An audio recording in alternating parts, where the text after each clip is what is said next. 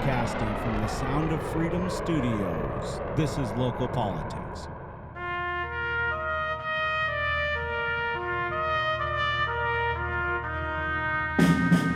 This episode is sponsored by Cartwheel Communications, web development, e-commerce, and SEO that leaves a lasting impression. Okay, today in the studio we have Council Member Jill Whittaker. Welcome, Jill. Hi, thanks. Good. Jill was elected to the City Council of Schertz in 2020 and is originally from York County. Jill has resided in the Schertz area since 1999. After earning her bachelor's degree in Recreation and Leisure Administration from York College of Pennsylvania in 1995, Jill worked as a youth recreation specialist for the United States Air Force. After a short period, Jill signed up with the United States Air Force and attended Joint Specialized Undergraduate Navigator Training at Randolph in 1999, where she completed the program as a distinguished graduate. Jill was also a distinguished graduate from the C-130 Specialized Navigator Training in Little Rock, Arkansas, and went on to log 894 hours as a C-130 navigator, to include air-land airdrop, night vision, Google airdrop, and high-altitude opening airdrop missions in Japan, Korea, Guam, Philippines, Thailand, and the United States. Goggle. It's not Google, so it's Goggle. I want everybody to be clear back home. It's Goggle because Goggle airdrop, because back when she was doing this, there was no Google. Yeah. That's right. All right. Night vision Goggle wasn't around yet. Yeah. Geez. Or night vision Google, sorry. Well, and that's not all she's done. This is just the warm-up so far. So then Jill returned to Randolph Air Force Base as an instructor navigator, where she trained and mentored junior officers in the navigator training program. Jill separated from the Air Force in 2006. She subsequently worked as a music teacher, as a music and theater ticket office manager at the United States Naval Academy. Her office managed $790,000+ in annual sales, and she was responsible for hiring, training, supervising staff, marketing events, performances, as well as developing standard operating procedures for all aspects of the ticket office. In 2015, Jill decided to enter the private sector as a licensed realtor with J.B. Goodwin Realtors. She is now the sales manager. Correct. Of the Schertz office, which opened in 2021. She has utilized her GI Bill to further her education in both accounting and political sciences. Jill is the proud mom of 3 boys. Patrick and William both attend Samuel Clemens High School, and Thomas attends Founders Classical Academy of Schertz. That's correct. Jill Whittaker, again, I got through your bio. Welcome to the Sound of Freedom Studios. We've been waiting for this for a long time. And I've been waiting for this. Yeah. And I kept promising and, giving you a hard time about light poles and that kind of stuff. And we'll for sure get into that later. But I was reading your bio, and before we started the show, you mentioned you dropped somebody on a McDonald's, or is that kind of Burger King. They didn't have Whataburger? Why'd you put them on a Burger King? It's all they got at Guam. And they don't have Whataburger in Guam? No, I don't think so. Oh, I don't know. They don't have Whataburger in all 50 states. No. Oh, yeah. Hey, everybody. I better introduce Jason. Jason Setzer and I have been doing the health podcast, and I need to introduce Chase. Well, it's Jason, but he changed his name to Chase because he's been following all those nutrition. He's lost 30 years of his life. Oh, yeah. Sean Dittman got me on the testosterone, got me looking a lot younger. So. The Ozempic, man, you're dropping some pounds, Jason. How are things been? Yeah, all that vacation time. Yeah, got my hair back. Yeah. All right. So, Well, why'd you drop somebody on a Burger King? So technically, I said green light, and he went out the back. Where he ended up was more his fault than mine. But so you were on a plane. I was telling the pilot where to go and telling the air crew when to drop the personnel. Why are we parachuting into Guam? It's training. Oh, training. You can't just go out for the first time and, drop someone in enemy territory without knowing what you're doing. So, is Burger King the enemy? It's near the drop zone in Guam. So Guam being a small island, there's not a lot of land to choose from to drop someone. So you don't want to drop them in the ocean. So you got like the runway and then Burger King. And you're yelling, go, go, go. And no, I'm yelling green light. And then the guys in the back yell go. Yes. Oh, and they go. It's more of a visual that they get, but yes. Oh, my gosh. They can't hear anything. Did they give them free food or anything? I mean... At Burger King? That's a good question. I didn't ask. Yeah, that is a good question. I mean, if somebody landed on the studio here, we'd get them in here immediately and start asking them questions like, how'd you get here, dude? Yeah. I mean, I was in the airplane at the time, so I didn't really get all the details. You just heard and you're like, we were in trouble. We had to land the plane. Wow. Because of the Burger King incident? Yes, absolutely. Off DZ drop. You got to land right away. Something's wrong. Can't do it again. Let's get these clowns down here and test them for alcohol, probably. Pretty much, that yeah. kind of stuff. Wow. So you've decided to step down from city council in Schertz. Yes. And you're doing this business now. Every time, when I first met you, you were kind of doing a little bit of the business, but mostly time we talked, it was something about the council. And then I saw you doing like a little happy hour for your office staff and doing these kind of things. So what are you doing? You're in real estate? I am in real estate. So tell me a little bit about that. Well, I'm a licensed realtor since 2015. And I mean, that's my career, my sole source of income, supporting the family, that kind of thing.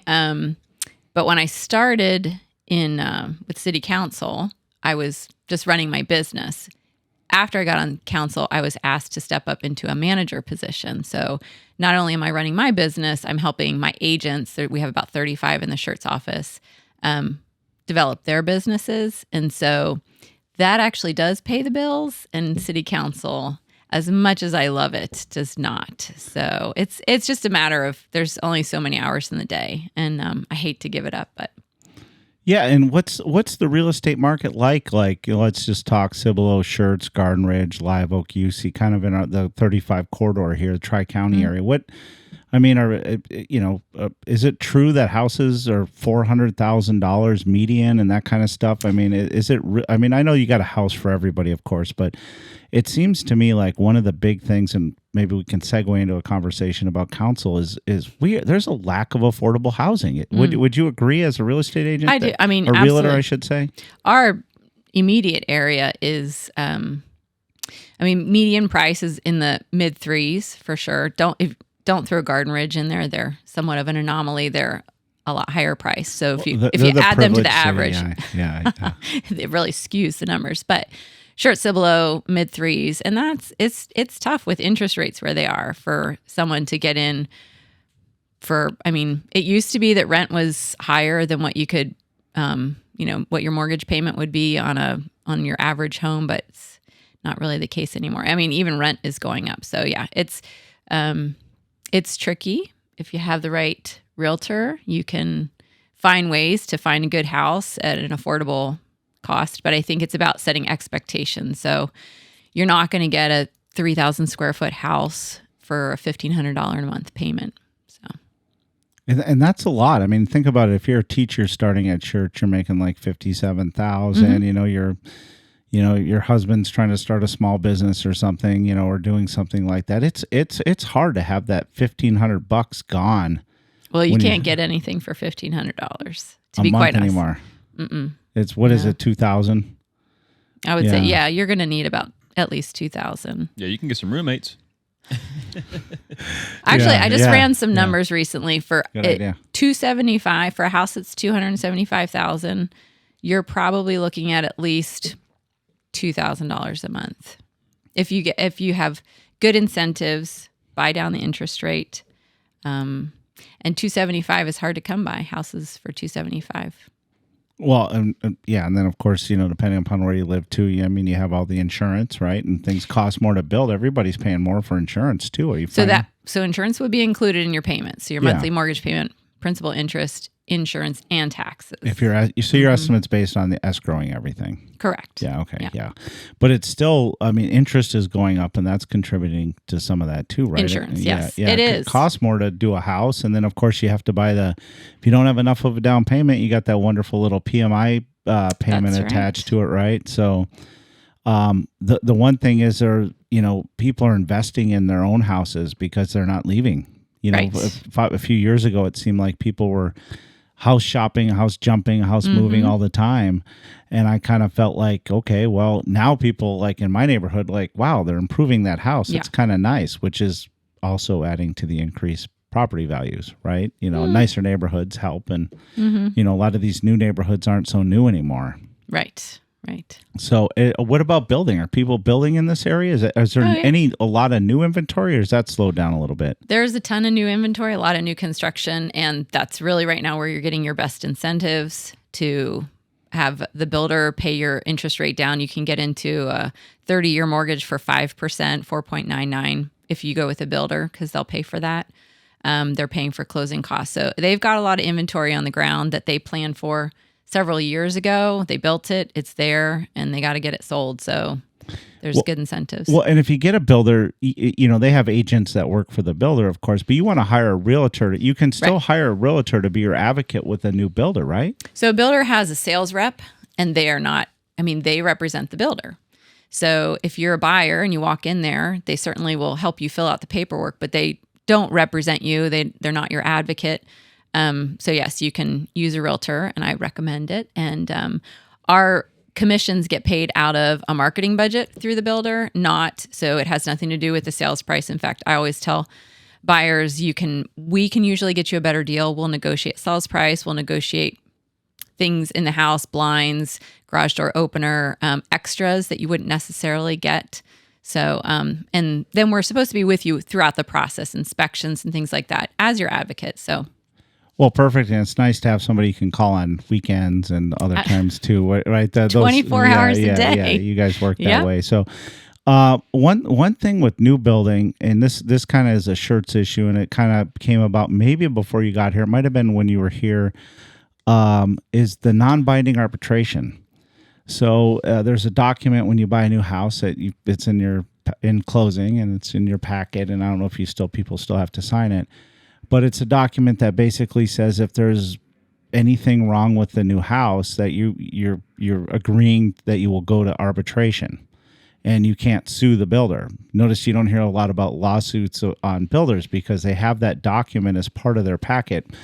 Well, going back to Northcliff in that area where the Northcliff golf course used to be, which is now the Elbow Pid or whatever we're going to call it. You can see a previous episode about that one. But when there was a lady up there, I cannot remember her name, but she started this Homeowners for Better Building, and her and a few of her residents did not somehow bought the house without signing that. I think she won a lawsuit. I'm not real familiar in all the details, but for a long time, a lot of people in that area, and I believe it was Northcliff, we're talking 15 years ago at least, they went they went to the council and Mayor Baldwin and all that kind of stuff with grievances against this builder because he's the major foundation problems and some of that kind of stuff.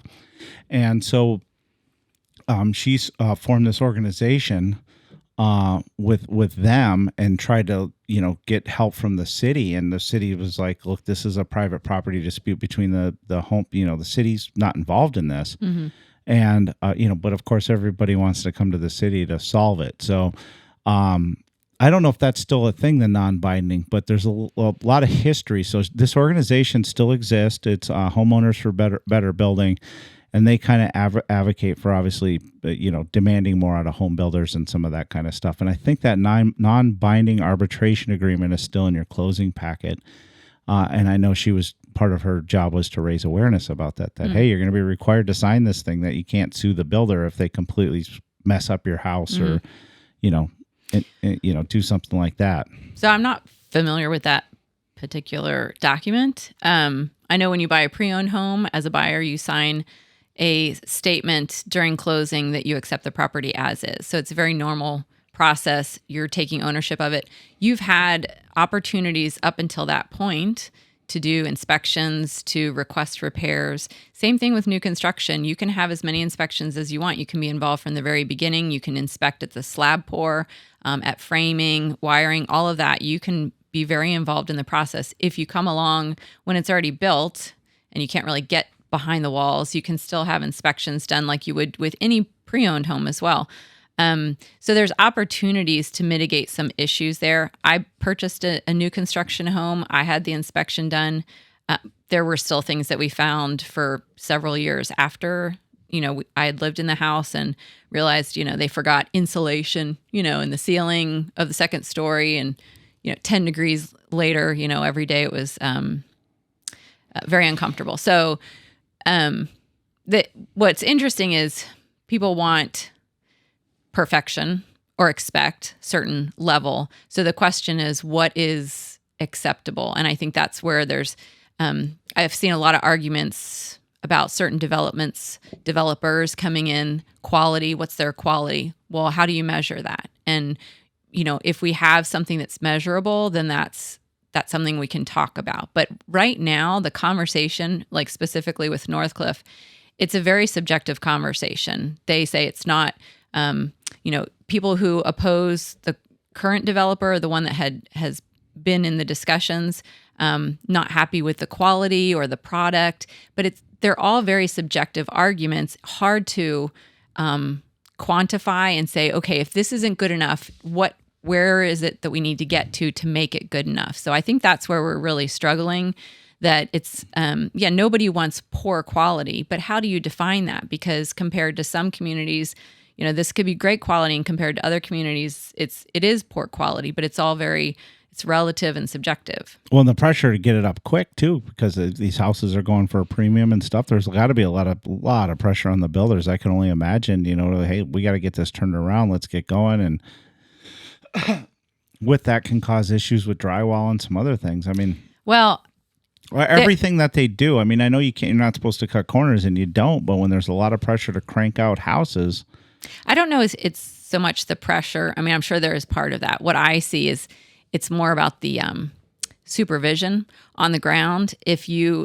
Working with the same builder, I won't name any names. One community, you could have just great quality. Residents, homeowners are really happy with it. Higher price point, excellent quality, just not a lot of problems. You go to a different community, same builder, a lot of problems. You'll see it in Facebook groups and next door apps and things like that. And they're just shoddy workmanship. And it's not the builder per se, it's more the people on the ground. And so you've got the crews that go do the work, and then you've got the next level of building supervisors, and then you've got the neighborhood supervisor.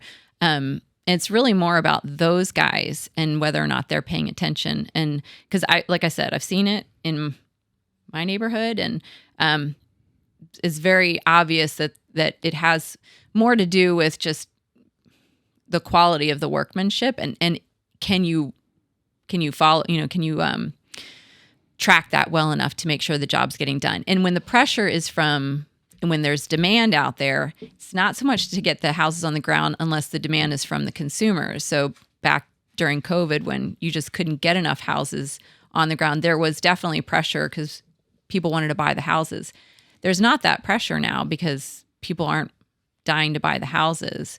So it's really just a matter of, are people following up and doing the right supervision to make sure it's quality work? Well, you can sell your house, right? So let's just say you bought your house for $100,000 15 years ago, and it's worth $200,000 now, but you got to turn around and spend another $100,000.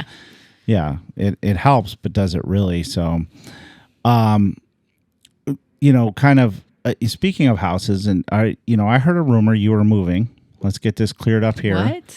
Yes, there's rumors circulating in the business community and with community leaders. No, I'm serious here. I heard you were moving to the city of Selma.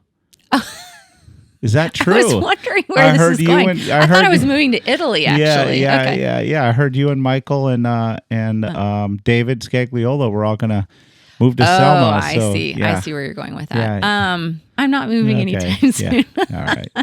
You're gonna stay and pay the higher taxes, right? I'm just kidding. Schertz is a great city, and I give them a hard time, but you're also playing a little bit of catch up over there, so it's good. You're gonna have to deal with little higher tax rates for a while. But you also have a library and swimming pools and some of that kind of stuff. So you're going to be doing all this business stuff, which obviously you're very knowledgeable, but so you're going to have to get out of what you're doing to, focus on your kids, which is very important, and take care of your own house first, right? That's true. Yeah. Yes. So how hard was it for you to decide to not run for re-election? How hard was it? Sitting in my living room, looking at what I have in front of me for work, for the kids' responsibilities, all of that kind of stuff. It was not a hard decision. It was just an easy, something's got to give. I got to take something off the plate. And city council does not pay the bills. So it's the biggest time involvement opportunity I have. But yeah, so that made sense. But the minute I step into council chambers and I start talking to the people and just it's great people. I mean, I really love the people that are at the city. I love the other council members. I mean, I love the process and I love being part of the process. So it's hard when I go there or if I go to a ribbon cutting or, an event for the city. So that's hard. And I just want to continue to be a part of that process, but it doesn't stop there. I mean, behind the scenes with every council meeting that we have, like I joked the other day, 958 pages was our packet that we got. So we're expected to understand it well enough to make a decision from the dais and take a vote. And you can't just show up and listen to read the agenda and vote yay or nay I can't with good conscience. Well, I think, and that's a good point. And Schertz has 2 meetings a month, right? We do now. So it's for my first 3.5 years of the term, it was 3. So the first, second, and fourth or something. But now we're down to 2. And you have to go through these packets and take phone calls and call the city and you go to the parades and, you want to be, you'd probably be at the parade anyway, right? You love your city and all that kind of stuff. But it's a lot of work, and I don't think people realize it. But I'm also concerned too because I'm an advocate of fiscally responsible government. I've been crystal clear on that. On everything I think of, like, can we really afford it and stuff? And not all, I think you guys get a small stipend. I think Cibolo gets a small stipend. We don't get anything in Selma, but if you added up the number of hours that I spend every month doing it, my concern is I think we could be losing good council members because they're not in a financial position where they can skip that much work. We've been interviewing some of the candidates, for example, for the shows are out or they're coming out, but for these seats, these vacant seats, and we had this guy in here. He's opening up a beer garden at the old Dietz house, Mike Armstrong, and he's like, I really want to do this. I really enjoy it, and I think I'd be really good at it. But he also had some hesitation and heartburn because he's like, I really need to focus on my business. And I think when we chase busy business people out of government, that's concerning. But if they were, and I'm not saying that Schertz should do this or anything, and I don't even expect you to respond, but if they were like, hey, Joe, we're going to give you $1,500 a month to come in and do these meetings and answer phone calls and do all this stuff, you'd be like, well, gee, okay, I'll continue to give back to my community this way, right? And when I talk to business owners that are local here in Selma and Schertz and Cibolo, one of the things there also is like, it's easy to influence people if you're not paying them, right? So if you're not getting $800 or whatever, your obligations are different. You're not really beholden to the process and stuff. And so I'm an advocate, and I believe in that. Council members should get paid. Obviously, it should be roughly based on the amount of time. I know when Mike Carpenter was mayor of Schertz, he decided to pay council members, and I asked him about that, and he said, look, they should, if they have to hire a babysitter, I don't want to eliminate these people for coming to these meetings, so we pay them for that time that they're missing. Yeah. But you're not getting paid for the time in preparation for the meeting, which is what you're supposed to be doing. And it concerns me because sometimes I feel like people in school boards and local governments, and everybody knows I watch, tune into different meetings and kind of check out what's going on. My concern is that people don't have the time to put in the amount of work to be prepared for the meeting. And I think if they were compensated and maybe didn't have to sell 1-2 extra houses a year or whatever, then they could take the time to put in that work to do it. And that's the way I look at it, because there's been times in my life, and Selma's easy, where I've been, I don't know if I want to keep spending this amount of time. I think it would be a hard thing to measure what would be enough, because every person's situation is very different. So, their income is different, but their lifestyle is different. And so what would be enough for one person? For example, during the campaign 3 years ago, I remember talking to someone else who was running for another position, and that person was very excited about the opportunity and had mentioned, that it was going to provide some income. And when I inquired I guess, of someone else to ask, like, what does this position get paid? And it was, like less than $200 a month. That person, to them, it was a lot of money. And that was something that it was worthwhile, their time. It was worth for them to be involved. But that is not going to be the same for every person. So I think I like the fact that Michael Carpenter thought it was worth being compensated for. It's true. I mean, there are little things that, I wouldn't say gas necessarily, but yeah, babysitter or just a little bit of compensation but I don't think that you'll ever be able to pay someone enough that they can, they either have the time or they don't. So, well, in San Antonio too, they spend a lot more time and it's a different thing, but they get paid like $70,000-$80,000. County commissioners get paid, and I'm not saying whether I'm not going to comment on how hard they work, but it's they get and plus retirement, right? There's some serious things, so that makes that job for people that are willing to put in the work and do a good job. It's in theory, the idea is that it's gonna cause you to put more effort into it and be more responsive to the people because you don't want to lose the retirement. You don't want to lose the pay. Right. So, I always wish, because I feel like Schertz is losing an amazing council person because you have to focus on your other financial needs and some of that kind of stuff. And you're an example of somebody that I've always respected that's going to leave. And it's kind of sad. And, and it doesn't mean that the next, it's the next man up or whatever, but I feel like, you know what I'm saying? I mean, in your case, you're a perfect example. And there's been times in my life where, I've been involved in things like Operation Comfort Board and some of these things, and I just can't do it anymore unless I can find out a way to turn it into, I love doing it. So I try to figure out ways to get compensated.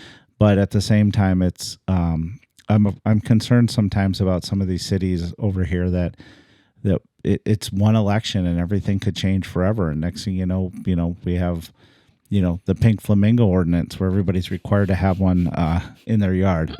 I did notice though that the person I replaced, Scott Larson, he and I were similar in that we had young children in the family. And if you look at the rest of the dais, they don't.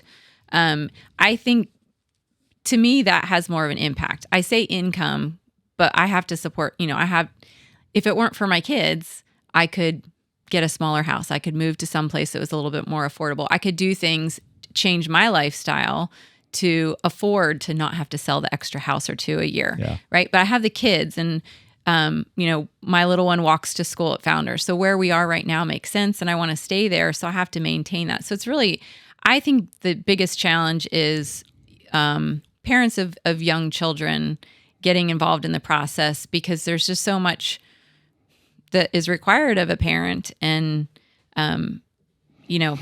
money is part of it, but time is the thing. So, well, and when you get older too with kids, it's going to change. As a parent, I have a kid, a sophomore in high school, and he's playing soccer. So 2 nights a week, I'm coaching. I have my own team, and then I manage his team.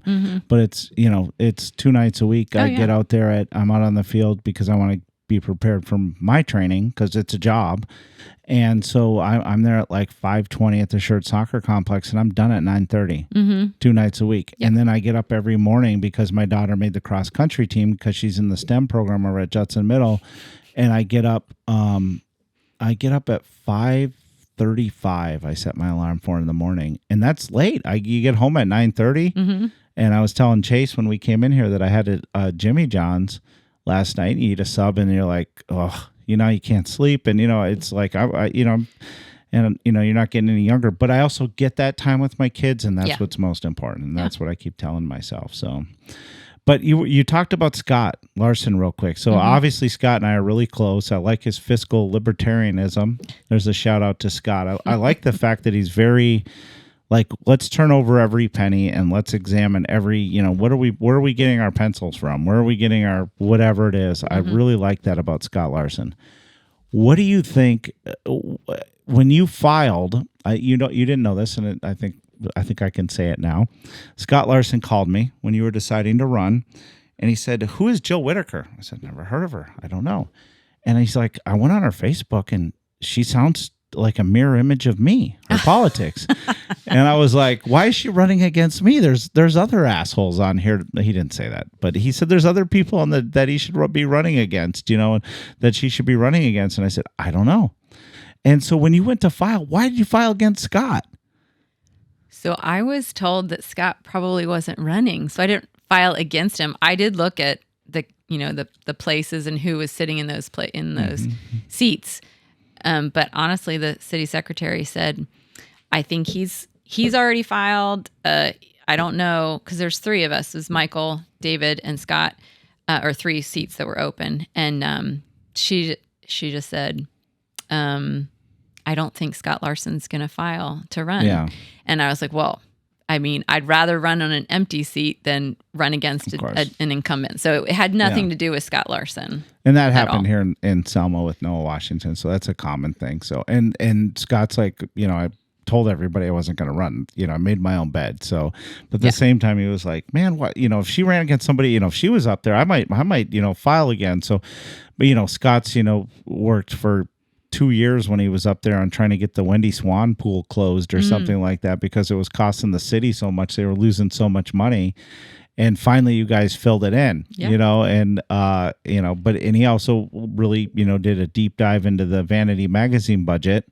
It's a nice magazine. Which, you know what? Yeah. We had a resident speak at city council recently, and they said, I love this magazine. Yeah. Well, they do. And I think some people really do like it.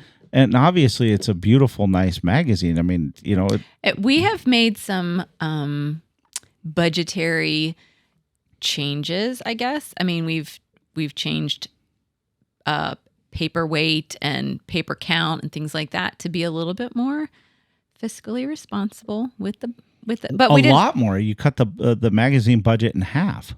Thank you for paying attention. Yeah. Well, it started with Scott. Oh, okay. Yeah, and so you just took the ball and ran with it. We did. Yeah.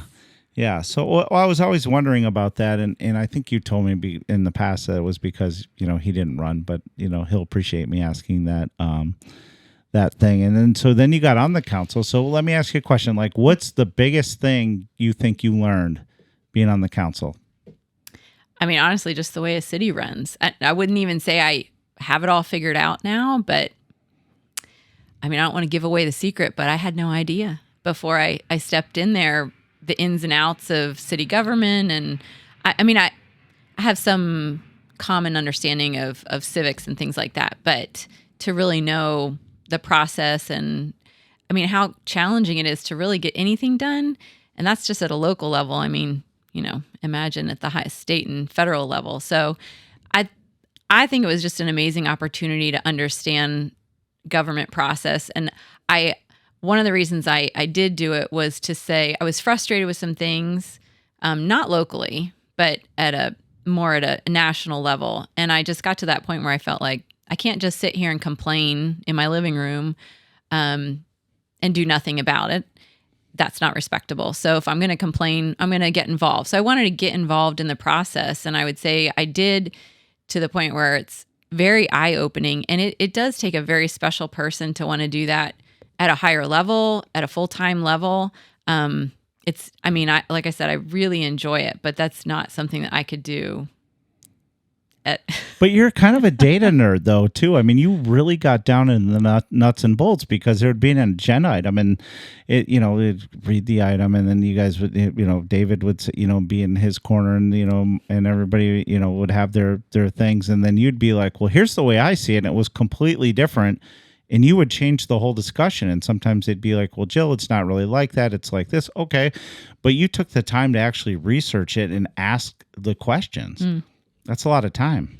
Well, I mean, that's what I feel like you need to do on council. And I feel like the last couple of months, I haven't been able to do that quite as well. So I'm disappointed in myself. But I just feel like it requires a lot of effort. And that's how I take on that responsibility. So yeah, I noticed that during the budget process. Thanks. I didn't see you asking all the Scott Larson questions. So. Not as many questions this year. Hey, did you guys get the thing figured out, by the way, with the puppy, Mador?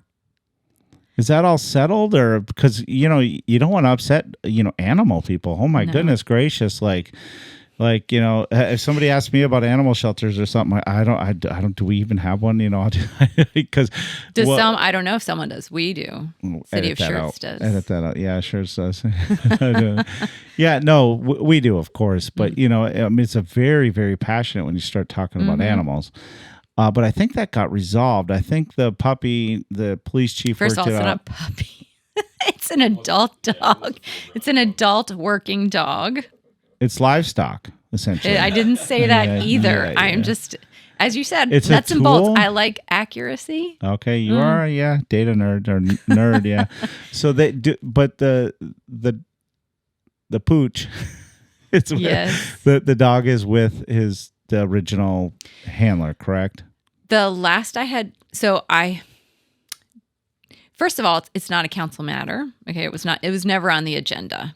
But we did hear a lot about it. So we're aware of what's going on, but not to the degree that we would need to if we're voting on something. It was never anything that we had control over. So my understanding is they are going to retire Medor, and that his former handler has the opportunity to take him in. So that's as far There could have been an update. I did check my emails today. I didn't see anything. But okay, I'm hearing rumors that it's got worked out that way. So I think so. Yeah. Yes. Good. Well, you solved that one. You filled in Wendy Swan, right? Let's talk light poles. Oh, I have to ask you, because this is the one thing I've given you the hardest time about, because I happened to be making dinner one evening and I have an iPad in my kitchen. I'm like, I got a notification on YouTube that the Schertz meeting was going on, and I turned it on. And you guys were deciding on whether to go with wooden or metal light poles down 1518 towards I-10, between I-10 and Schertz. And it was a big money difference. It was a $500,000, $500,000 difference to go with the metal poles. It wasn't a difference. Well, yes, so it was a difference between the wood poles and the metal poles. The bottom line is it was either free for us to have new poles installed, or it was $500,000 for us if we wanted to have the metal poles. But CPS was required to replace the poles. They were just going to put in wood poles. Right. And so they came to you and said, well, we can do the metal ones, but there's an additional cost. And you guys were debating that whole thing, right. And it went round and round and round and round and round. And you guys, I mean, I think there were the problem with wood poles, you get splinters. The problem with metal ones, you can't stick your tongue on it in the wintertime. Yes, all that kind of stuff. Sounds like our discussion. Yeah, it was something like that. But in the end, you decided on the metal. Is that correct? As a council, we did. Okay. That is correct. And you voted for wood. I voted against the metal. Okay. Poles. Yes, you voted for what CPS's recommendation was. It's not their recommendation. They just won't pay for the metal poles. I got you. Okay. Tried to spin that for you, but you weren't going to let me. Nope. All right. So, and now the metal poles are being installed. How do they look?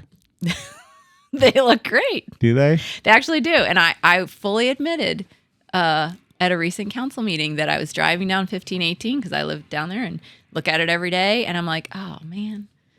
They kind of blend into the sky more. They're less noticeable. Also, they're further out from the road, so that's just the placement makes it less obvious. So they do look better. So I'm not gonna. And they'll last forever. Say they don't. But that is irrelevant. Did you know?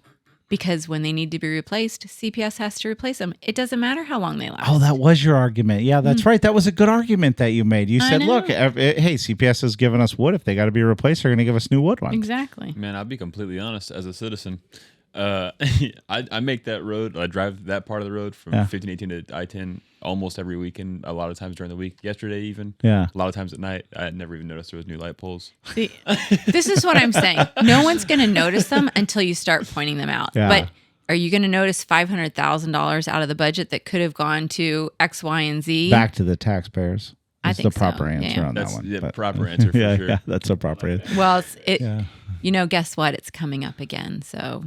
Really? Oh, yeah. It'll be back. Well, there's more poles to be replaced, right? What are we going to do with those? What do you think? What do you think we should do? Wood. I'm wood now. I mean, I'm not going to...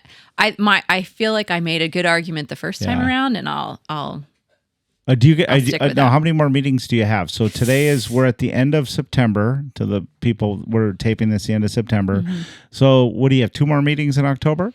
We'll have 2 in October, and then we'll have probably 1 in November, and then they'll then the election, and then they'll canvass the votes. So that's probably it.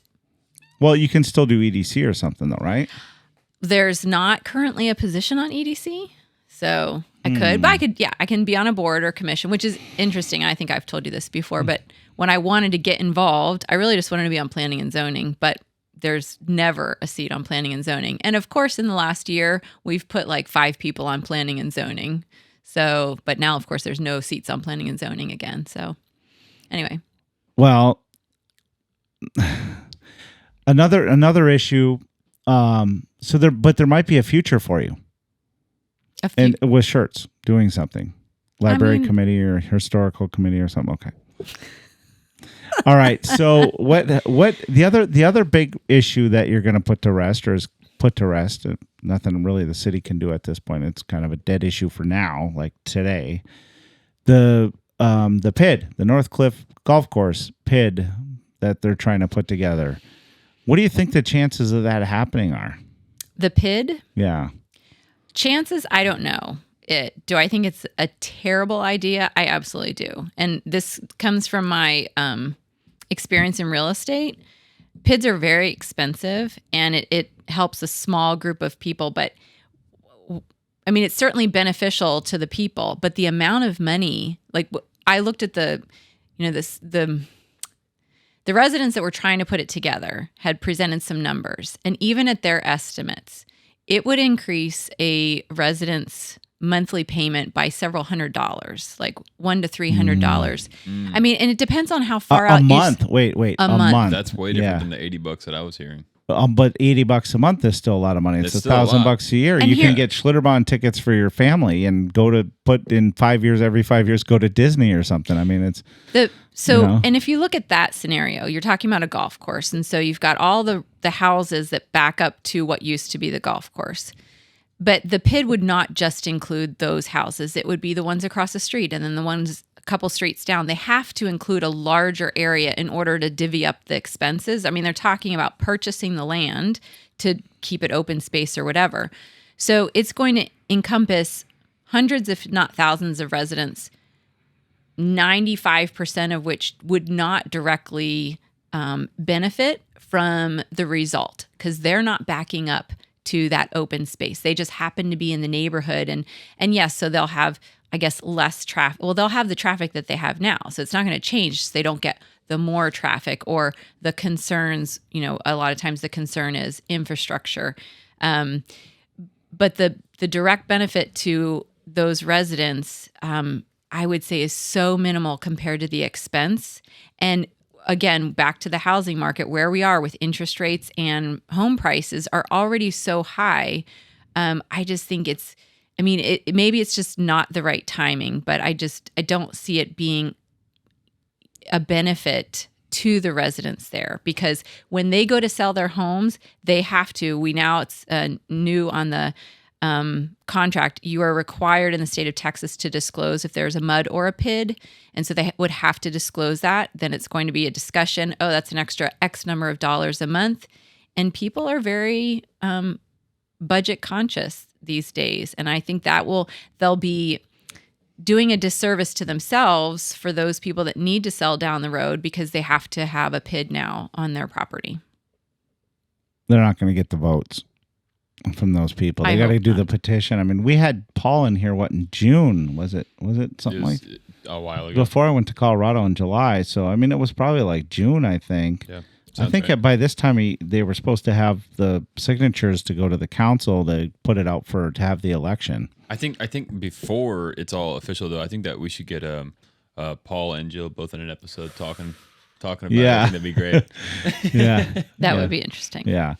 Well, I mean, good for them for trying, and if you live there, you might as well try.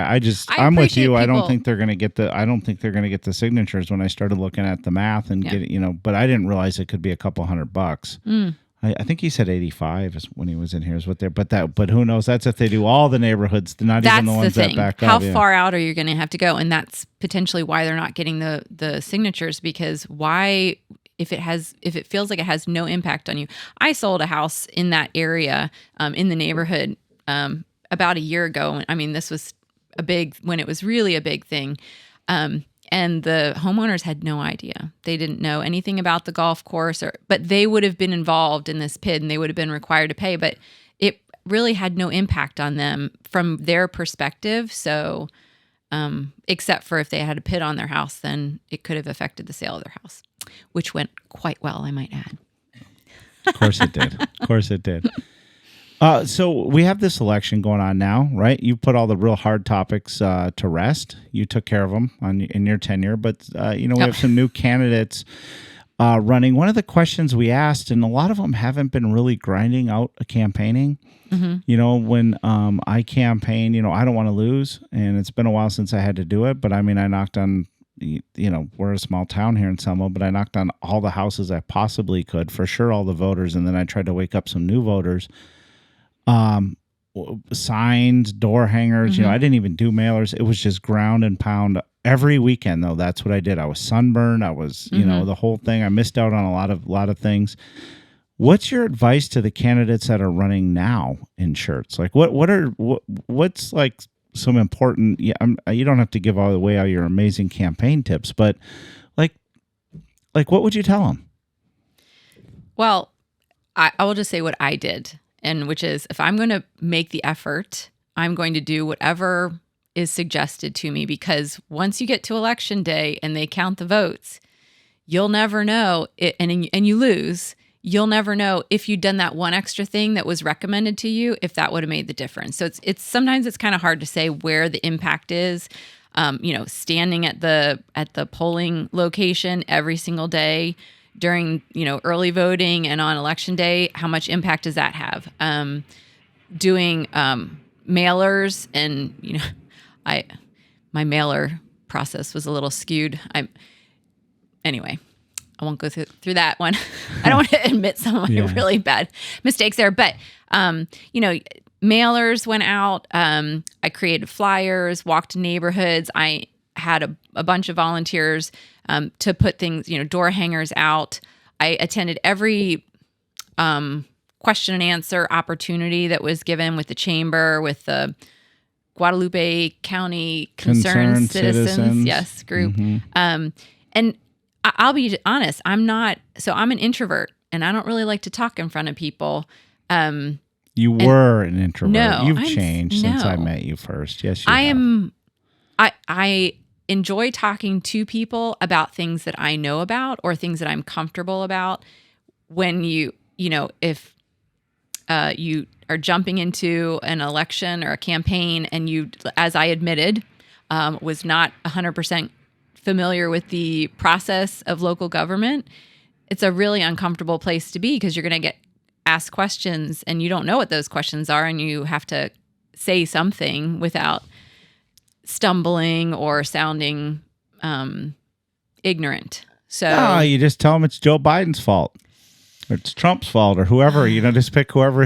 Blame it on the federal president. It's not that easy, right? Because these are real concerns that are really affecting people. This isn't like kind of affecting people, or they're feeling the economy change, or gas is a little higher. This is like, there's a dang pothole at the end of my driveway, and it's serious. What is your plan to fix it? Right. And you're like up there as a new candidate, and you're like, put some dirt in it. I don't know. It's like, well, I don't know our process. Exactly. You want me to, but then as you do it, I think there's another process you go through. I wonder if this happened to you too. I guess I'll ask you, but, whereas the process grows, your, evolution as a council member is, you're kind of going along, and then all of a sudden, you get into that, you're going to get out and change the world. And the next year people are calling and you're like, do you want, look, I create ordinances, I'm not concerned about the tint on our police vehicles or whatever, although did you kind of go through that a little bit as a council member? Well, yeah, there's a steep learning curve to what is even capable. And I think we talked about earlier, the inspection process and permitting process in the city My experience was that it was slower than and less efficient than I felt it should be. And it was one thing I started asking questions about when I did, well, actually during my campaign. And you dig into it and you're like, oh my gosh, it's a much more complicated process than you realize. And it's not a simple fix. Anything that is people are concerned with, I mean, even just a pothole, it's a good example. It's not just, hey, just go fill out that pothole. 18, Lower Seguin is a road that people really, and it's near where I live. And so people get really concerned about that road and just like, when are you going to get that fixed? And you feel like you see all these other roads that maybe aren't as bad getting fixed before this one that's horrible. And the reality is that one is supposed to be something that we need to widen. So it's not as small of a project as you would, it's not just filling a couple of potholes. So you have to move utilities. You have utilities, you have the base that is right away. You've Sometimes got multiple, well, not counties, but cities, because we go, and it's a TxDOT road. It's also, city. So there's so many entities involved. So yeah, I guess ignorance is bliss sometimes, but it's also a problem because if you don't understand everything that's involved, you assume that it should be easy. And it's nothing's really easy. And I think that's where a council member who, if you don't have the time to learn the process and realize what goes into it, and then be able to work through that process to get you want to fill in Wendy Swan? Okay, well, it's going to take some time and it's going to take some going back and kind of being the squeaky wheel to get it to happen. If you don't have that time, then you're not as effective of a council member. So. And you can't just call the other council members, and you want to work with staff. It's always hard when you put something on the agenda that staff doesn't have. You guys, one of the things that you're leaving the city with to continue wrapping up, unless it's already wrapped up and I missed it. But you guys are working on a plan for infrastructure, right? And was it a CIP?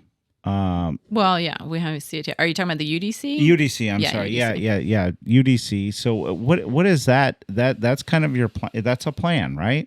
Yes. So tell me a little bit about it. Like how does that process? Are you familiar with it? And if you're not, then we're good thing you're stepping down. I'm just kidding.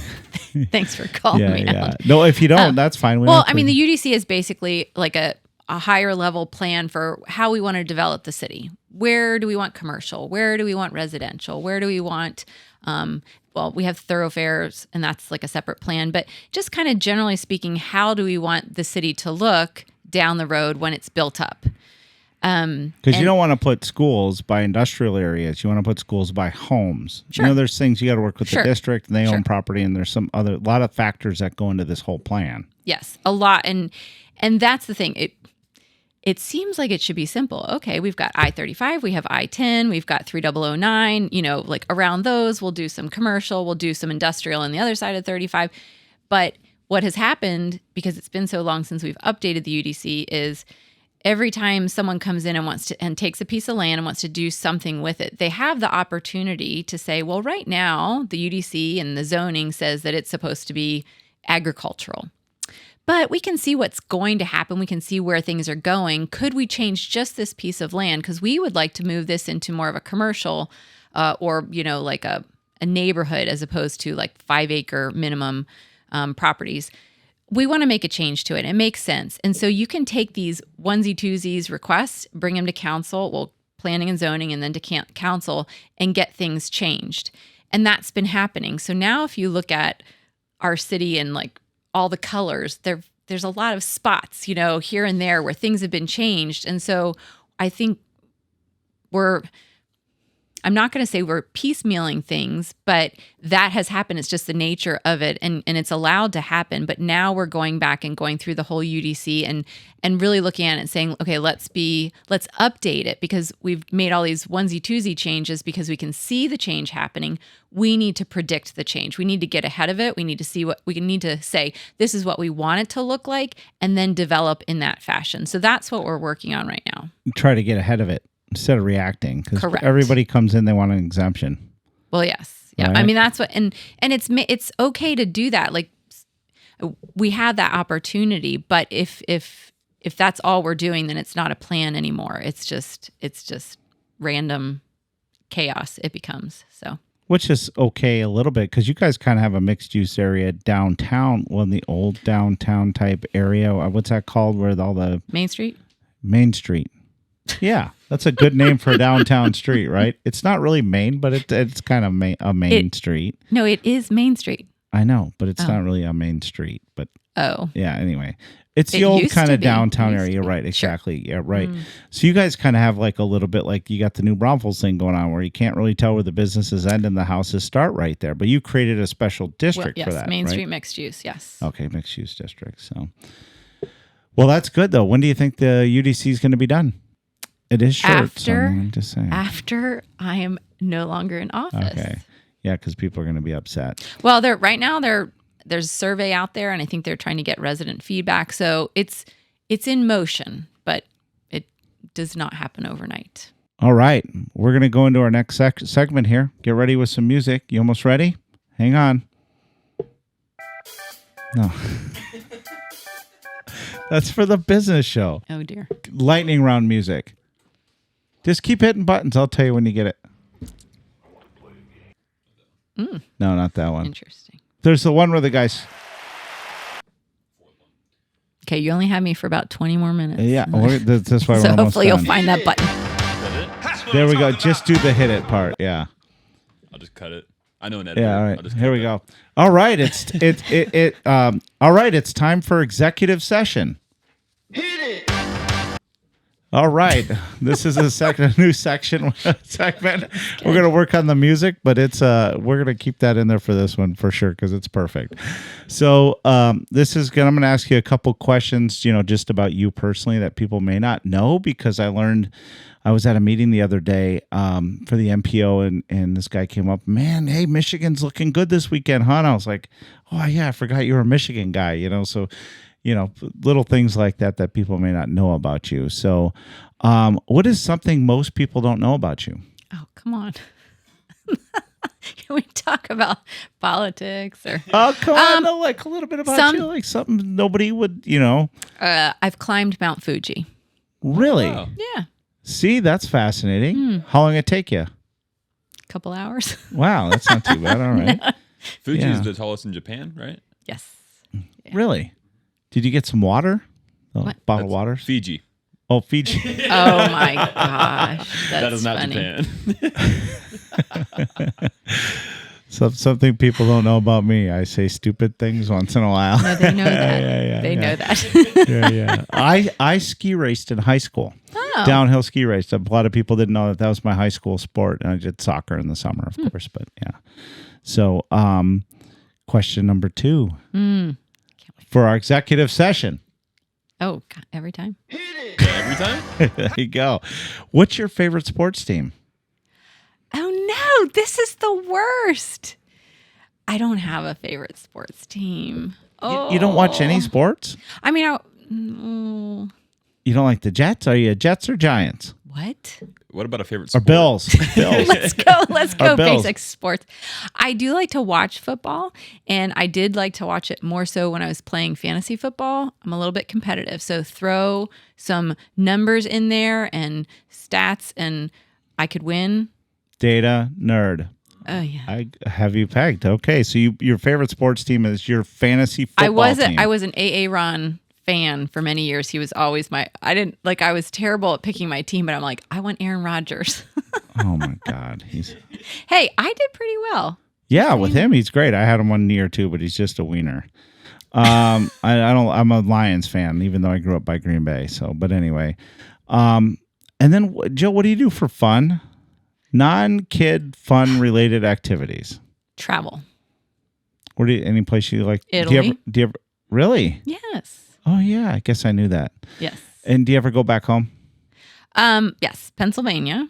So my parents still have a house out there, and I go periodically, preferably in the fall when it's cool. Is there a river there that runs through where your parents are from? A big river? What's the name of that river? Susquehanna.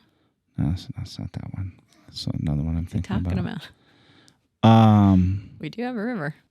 Well, a couple more things, Jill. So, obviously you're leaving city council, and we talked a little about doing some stuff. Do you intend to get more involved in the local chambers of commerce? Are we going to see you maybe being able to attend a couple of more of those type of events? Are people still going to see you around town? Yes. Already a member of the Chamber of Commerce, the Chamber.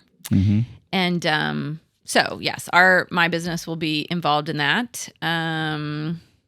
What else? I wouldn't mind being on a board or commission. I don't want to totally just disappear from the city. So we'll see. But right now there's EDC and planning and zoning. That's a lot of commitment too, though. I guess, anyway, we'll have to see. But if the opportunity arises, I will consider.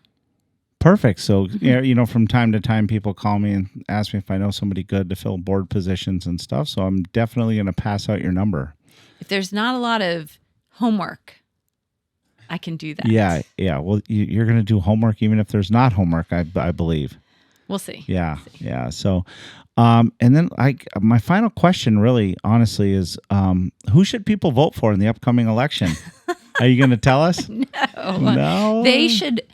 I will tell you what I told my 18-year-old. But wait, after what?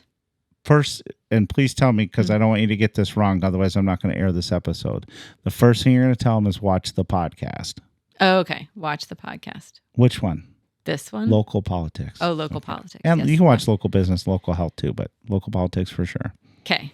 I will tell everyone that. Because do you think that's a good, valuable tool? I mean, be honest with us. Oh, for sure. I mean, in the last election, I watched the candidates that you had out there. So, I mean, I think it's important to hear from them directly. And there's not a lot of opportunity. You happen to be one of the doors that they knock on if they're a dedicated candidate. But otherwise, there's a few places out there that you can go watch them answer questions. But when there's a whole panel, they get a few seconds here and there. So, I mean, this is a great way to hear more from the candidates, for good or bad.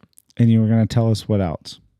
I was going to, like what I said to my son, who's 18, I was so proud of him. He registered to vote all on his own. I was so excited. He goes, Mom, anyway, so he registered to vote. And I said, okay, you're going to vote in this coming election. And he goes, well, probably not, because I don't know anybody. I'm like, well, yeah, you need to, because this is what impacts you more than the presidential election. I mean, that has a big impact, but in his mind, because he's Mr. Social Media, all the kids are, so they just see what's out there, and the local stuff just passes them by. And I tried to explain to him, this is really what has an impact on day-to-day living. So I will tell you about the candidates, or you can learn about them themselves. And I think one of the things, we didn't talk about this, but candidates, they need to put themselves out there on social media, have a website. TikTok for 18-year-olds. I'm telling you, it's going to have to go to TikTok. I would not recommend the TikTok. I do TikTok. I'm on there. I wouldn't take political stuff very seriously on TikTok. Yeah. But that's Consider what you make the platform. it. Yeah. It's inappropriate to be serious. Inappropriate. That's why Kevin's on it. So. Well, I'm on Flickr. I'm on, not everybody, Jill, is going to be on Pinterest. Pinterest? I am not on Pinterest either. Pinterest. How do you say it? Pinterest. Yeah, I guess I've never been on there, so I just call it Pinterest. That's not a thing where you're going to post yourself. But you could post your campaign sign as a craft if you hand paint it. Yes, that's true. That you could do. Yeah. I have a feeling. Paint by numbers. You could put it out there, and people could paint their own signs if they want yours. Yeah. So, but get involved, pay attention, and make sure you understand the candidates. Educate yourself before you show up. Educate yourself. Figure it out. It doesn't take that long to spend a little bit of time digging into each person. Have a reason why you're voting for them. I mean, just try. Yeah. We'll put in a little effort, but I also think. Oh, can I say something? Yeah, of course. This is important. Yeah. The first person on the ballot is not the incumbent necessarily, or does not indicate any kind of level of experience. And I think there is it's a proven statistical fact that the number one person on the ballot will get like a 10% bump in their numbers just because they're number one on the ballot. And I think part of that is because people misunderstand. They think, oh, that's probably the incumbent. I don't know anything about these people. So if he was on if he ran, or if he's been doing it for 3 years, he's probably better than the new guy. So people need to be aware that placement on the ballot, at least in the city of Schertz, is by drawing. So it's random. Mm-hmm. So don't read anything into that. Don't just be fooled by that. That's yeah, right. That's a very good point. And one other final question is, every year that you were on city council, didn't you guys cut the tax rate? The rate? You cut it this year though, right? Yeah, we did cut the tax rate. That is correct. What? No. I meant the applause. All right. Yeah, there you go. All right. Yeah. Yeah. Because, people like to have their hard-earned money, but the rate has gone down a little bit, but the bills go up. Yeah. We had this discussion. I thought you were trying to trick me into saying something. No, because I'm not going to trick you. Come on. Yeah. Well, I'm surprised we got this far. No, it's my job. I do it in the editing. Yeah. No, we had that point. Someone tried to make that point. Oh, good. Positive thing. We've cut the tax rate. In this year, it went up 7.5%. The bills will go up, and we knew 7.5%. And so I thought it was important to be transparent. We're cutting the tax rate, but we are increasing your taxes because the no new revenue rate would have been an even lower rate that would not have increased taxes. So we did make a conscious decision to raise taxes, but we did cut the rate. So. The taxes went up 7.5%. Probably, I think that's what they said. But if you go vote November 7th, Proposition 4, I believe. You can save on the school taxes.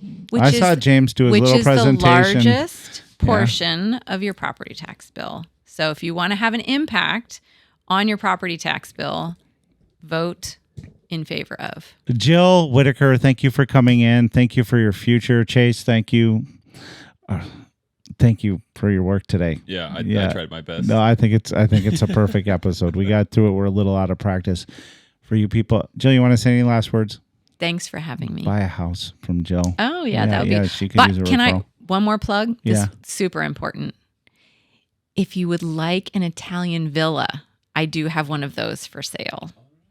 Italian villa. How much? Can I give my website? Yeah, it's going to be. I didn't give you that one. It's all going to be in the info. It'll be in the stuff below. BuyItalianVilla.com. Yeah. What is the? How much is it? 3.175 million euros. No, 2.9 million euros. Oh.